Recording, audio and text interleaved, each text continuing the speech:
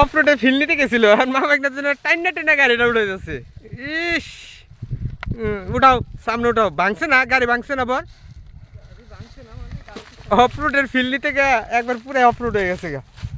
উঠাও, উঠছে।